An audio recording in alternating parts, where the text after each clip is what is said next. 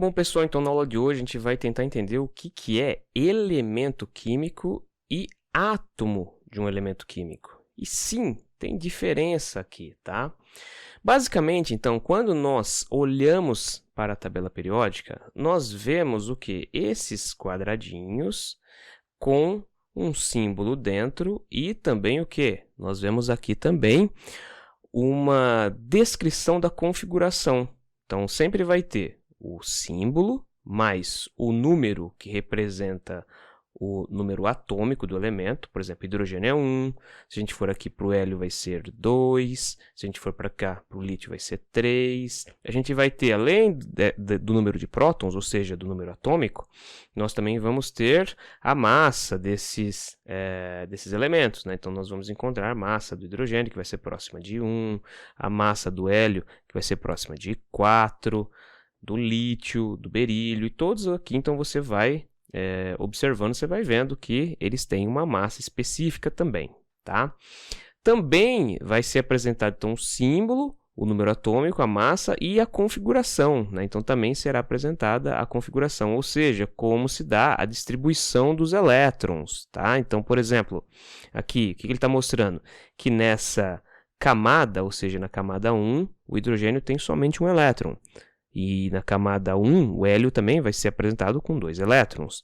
Na camada 2, nós vamos ver que nós temos o lítio com 2 elétrons na camada 1 e 1 elétron na camada 2.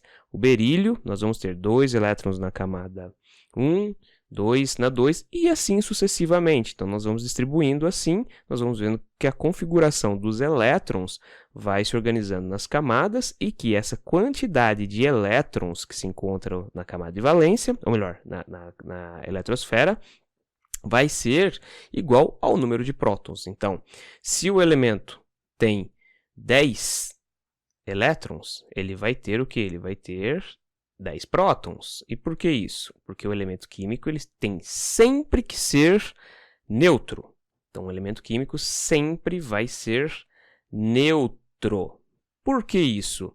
Porque se a gente tiver alguma carga sobre esse elemento químico, isso quer dizer que ele passou por uma reação química ou por alguma interação que roubou elétrons da sua camada de valência. Lembrando que não tem como roubar prótons, porque se ocorre um processo de um átomo perder prótons, ele acaba passando por uma transmutação. E a transmutação é quando, por exemplo, vamos dizer que a gente tem um berílio, um átomo de berílio. O berílio perdeu um próton, ele vai diminuir o número atômico dele em 1, ou seja, vai passar de 4 para 3, então ele deixa de ser berílio e passa a ser lítio. Tudo bem?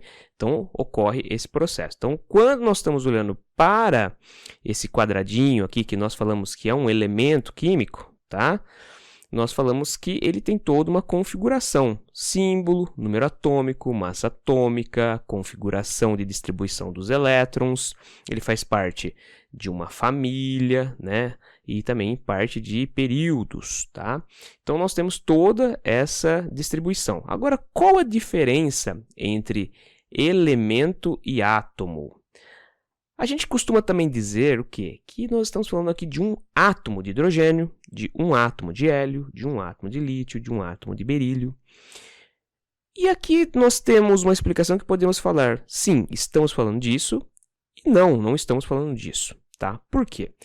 Porque esses elementos distribuídos na tabela periódica, eles estão numa representação que não existe na natureza. Então, a primeira coisa que nós temos que saber aqui é que esses elementos químicos, a forma como eles estão sendo apresentados aqui, não é como eles surgem na natureza. Tudo bem? Por quê? Quando nós falamos de hidrogênio elementar, nós estamos falando de uma molécula de hidrogênio, no caso o H2, ou seja, é um átomo de hidrogênio ligado a outro átomo de hidrogênio. Quando nós falamos, por exemplo, de oxigênio elementar, nós estamos falando do quê? Nós estamos falando da molécula de O2, ou seja, vai ser um átomo de oxigênio ligado a outro átomo de oxigênio. Quando nós falamos, por exemplo, de sódio elementar, nós estamos falando de uma quantidade de átomos de sódio ligados através de ligações metálicas. Então, é uma grande quantidade de átomos formando ligações metálicas que leva a um sólido. Tá? Então, nós temos lá um monte de átomos de sódio, tá?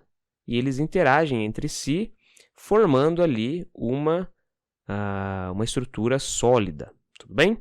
O oxigênio, obviamente, ele se estabiliza formando o O2, mas isso não quer dizer que ele vai somente existir uma molécula isolada também. Não, a molécula de O2 também vai se juntar numa grande quantidade para formar um gás, tá?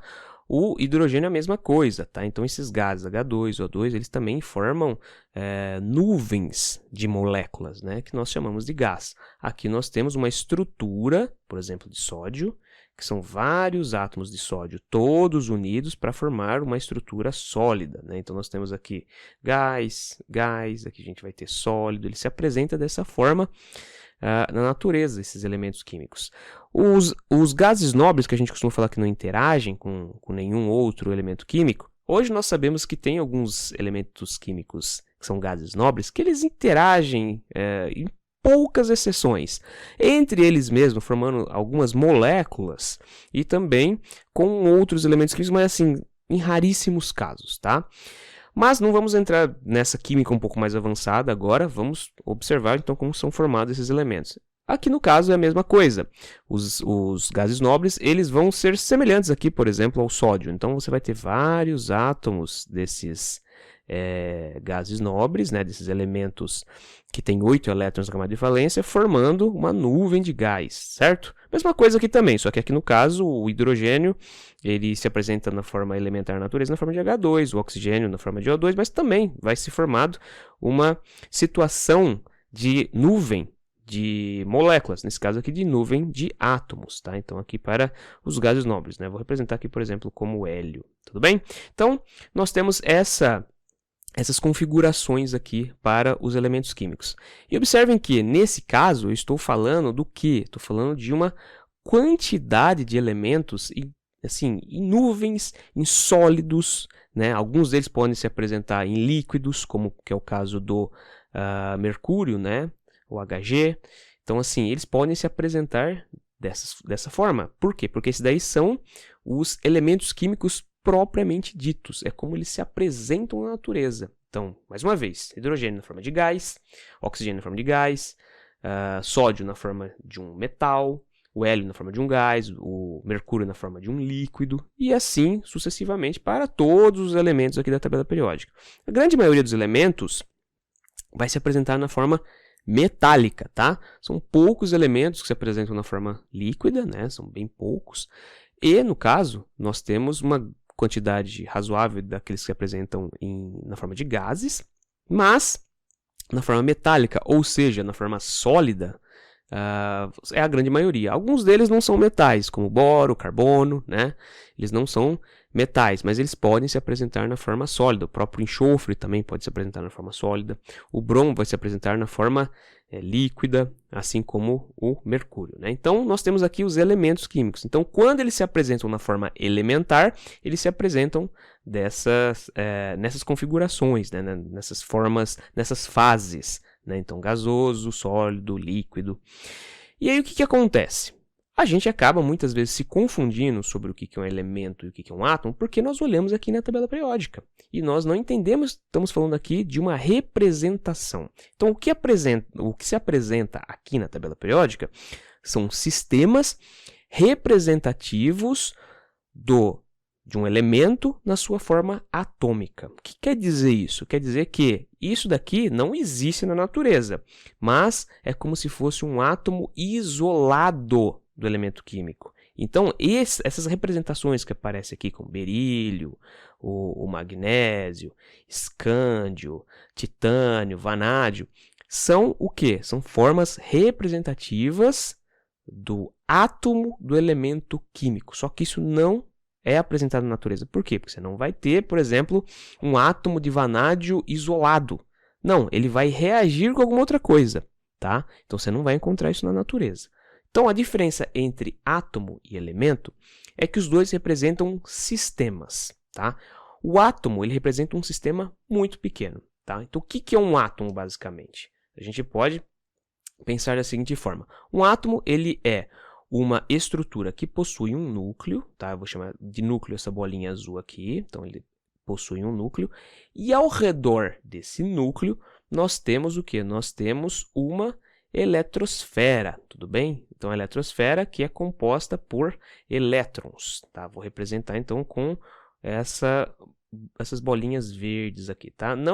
Agora eu não estou falando da distribuição como um todo, tá? Aqui nós podemos ter uma infinidade de elétrons, né? Como, por exemplo, se a gente pegar aqui o frâncio, tem 87 prótons, consequentemente ele vai ter 87 elétrons. Então, nós podemos pôr um monte de elétrons aqui, tá? E depois, se a gente fosse contar todos eles aqui, teria que ter a mesma quantidade de prótons no núcleo. Por quê? Porque isso faz com que o nosso sistema ele fique neutro, né? Ou seja, ele não perdeu elétron nenhum aqui. E a gente sabe disso por quê? Porque os elétrons eles ajudam a fazer um balanceamento do átomo. Então, observem, no núcleo do átomo nós temos uma grande quantidade de prótons, só que eles estão muito próximos. Quando eles estão aqui muito próximos aqui no núcleo, o que vai acontecer, né? Vou até pegar aqui uma outra cor, tá? O que vai acontecer? Quando temos aqui uma grande quantidade de prótons no núcleo, eles vão tentar se repelir, né? Porque são cargas iguais. Então, adiciona-se os nêutrons para que sirvam como se fossem barreiras, né? Então, eles impedem essa repulsão. Consequentemente, para que ajude a diminuir, vamos dizer assim, um pouco dessa carga positiva que tem ali dentro, existem elétrons ao redor do átomo. Então, os elétrons são cargas negativas, eles ajudam a fazer um processo aqui, né, que esse núcleo perca, vamos dizer assim, um pouquinho da carga positiva dele. Por quê? Porque existem elétrons puxando, é como se existissem elétrons ajudando com a força efetiva que existe ali dentro do núcleo. Então, eles, vou colocar entre aspas, eles roubam um pouco dessa carga positiva. Isso, então, faz com que ocorra uma estabilização. Quando começa-se a perder elétrons, né, do nosso átomo, ele começa a ficar mais positivo, tudo bem? Então, essa aqui é a ideia. Então, por isso que o átomo ele tem sempre que ser neutro, tá? Mas ele possui cargas positivas e negativas em quantidades iguais, e por isso que ele, então, é neutro, tá? Então, nós temos aqui um sistema que ele é formado por prótons, por nêutrons no seu núcleo, né? E por elétrons. Então, aqui, o sistema atômico, ele é uma partícula que vai representar, quando em grandes quantidades, um elemento químico, tá? Por exemplo, se a gente fosse falar do sódio, o que acontece? O sódio, ele tem 11 prótons, consequentemente ele vai ter 11 elétrons, tá? E a massa dele é aproximadamente 23 gramas. Então, se a gente fosse pensar em 1 mol no caso de sódio, né, o que acontece? O mol, ele é uma unidade na química que a gente utiliza para trabalhar com grandezas, né? No caso, quando a gente está falando, por exemplo, no estado elementar, ou seja, do sódio, que é uma barrinha metálica, né? O que vai acontecer?